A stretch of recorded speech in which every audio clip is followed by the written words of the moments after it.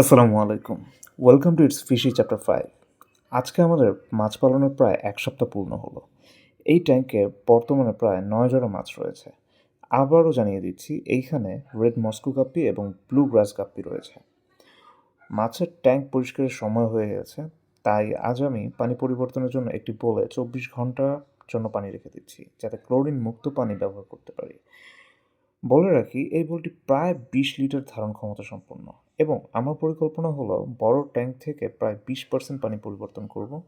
প্রায় সপ্তাহখানেক আগে আমি মাছের কিছু খাবার অর্ডার করেছিলাম। নির্বাচনের কারণে ডেলিভারি একটু দেরি হয়েছে। এখানে ২ ধরনের খাবার অর্ডার করা হয়েছিল।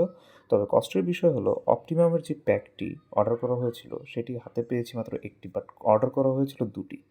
এই বিষয়টি নিয়ে স্যারেদের সাথে কথা বলার চেষ্টা করব এবং আপনাদেরকে আপডেট জানাবো ইনশাআল্লাহ। সাথেই থাকুন এবং সাবস্ক্রাইব করতে ভুলবেন না। ধন্যবাদ।